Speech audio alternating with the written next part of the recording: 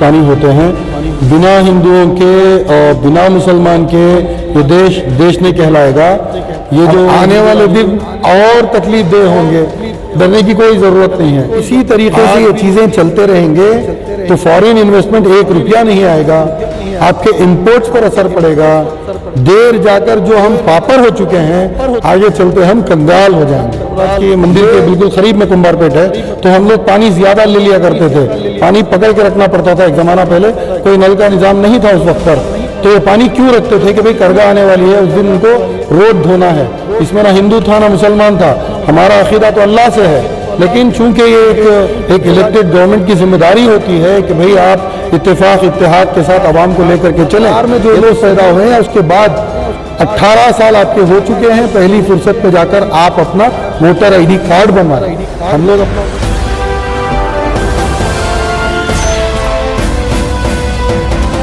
देखिए, हिंदुस्तान में जब हम हिंदुस्तानी कहते हैं तो हिंदुओं का हा और मुसलमानों का मीम मिलकर के हम हिंदुस्तानी होते हैं। बिना हिंदुओं के और बिना मुसलमान के ये देश नहीं कहलाएगा। ये जो हिंदू राष्ट्र बनाने की बातें हैं, इसको हवा देने के लिए चंद फ़िरक़ा परस्त तंजीमें ऐसी इस तरह की हरकतें कर रहे हैं। बस इन चीज़ों के ऊपर डरने का नहीं है, कुछ भी होने वाला नहीं है, क्योंकि एक इलेक्टेड गवर्नमेंट की जिम्मेदारी होती है कि भाई आप इत्तेफाक इत्तेहाद के साथ आवाम को लेकर के चलें। ये तो सदियों से चलती हुई आती हुई परंपरा है। मैं जब छोटा सा बच्चा था तो अम्मी हमारे घर के अंदर कुंभारपेट में हम लोग रहते थे, वो धर्मराज के मंदिर के बिल्कुल करीब में कुंभारपेट है, तो हम लोग पानी ज़्यादा ले लिया करते थे, पानी पकड़ के रखना पड़ता था। एक ज़माना पहले कोई नल का निज़ाम नहीं था उस वक्त पर, तो ये पानी क्यों रखते थे कि भाई करगा आने वाली है, उस दिन उनको रोड धोना है। इसमें ना हिंदू था ना मुसलमान था, हमारा अकीदा तो अल्लाह से है। लेकिन चूंकि ये एक जगह जिस जगह रहते हैं वहाँ पर के जो हिंदू लोग इस दस्तूर को अमल में लाते थे, तो उसमें मुसलमानों का भी साथ रहता था।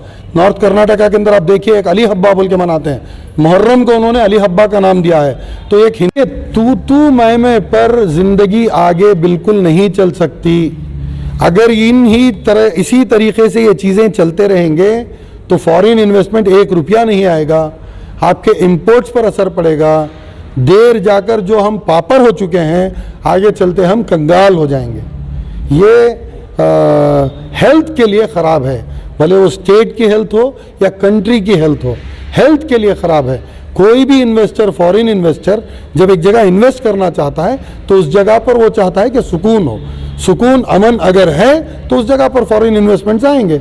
आप सुकून अमन सुकून बिगाड़ देंगे तो पहले ही पापड़ हैं, पैसा नहीं है। यहाँ से बीजेपी के लीडर्स दुबई जा रहे हैं, दुबई एक्सपो में जाकर के बायलैटरल ट्रेड के हिसाब से पैसा ला रहे हैं। अब ओमान का प्रिंस दिल्ली आया हुआ है, मोदी जी से उसकी मुलाकात है, तो ओमान के प्रिंस के साथ भी ये ट्रीटी करेंगे, पैसों का वादा करेंगे।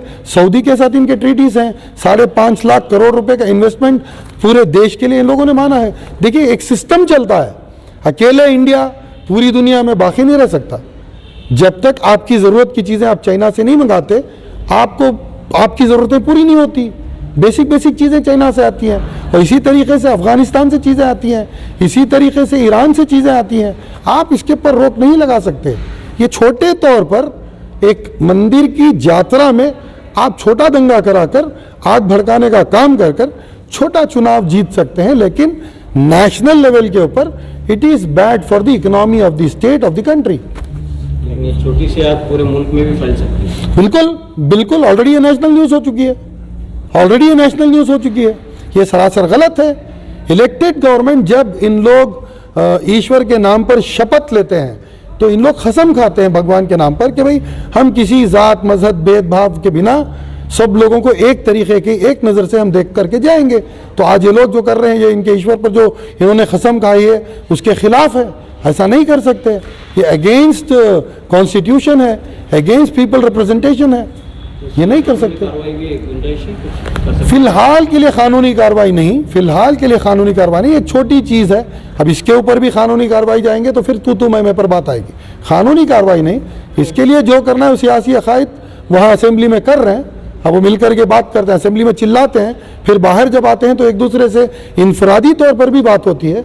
तो इंशाल्लाह देखें आगे चल के क्या होगा। तो 2024 की कहीं ना कहीं ये पहले से भी हमको पता है कि ये होगा। अब आने वाले दिन और तकलीफदेह होंगे, डरने की कोई ज़रूरत नहीं है। आज भी मैं आपको यकीन के साथ बताऊं कि 39% of the countries vote share BJP के हक में गया है। 37% 2014 में गया था, मैं लोकसभा इलेक्शंस की बात कर रहा हूं।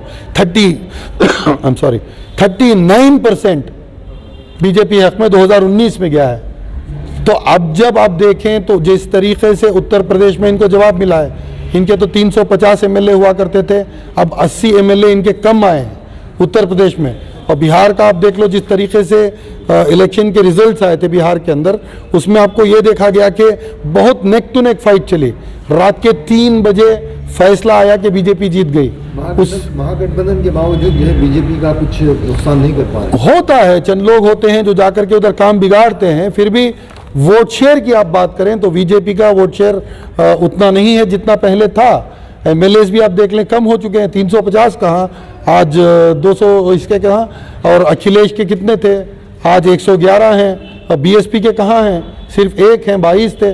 तो मैं बोल रहा हूँ कि ये सब चीज़ें समझने की बात है कि जिस तरीके से आज पूरे मुल्क के अंदर बीजेपी के मेजॉरिटी इलेक्टेड स्टेट्स अगर आप देखें तो सिर्फ 10 हैं, सिर्फ 10 हैं।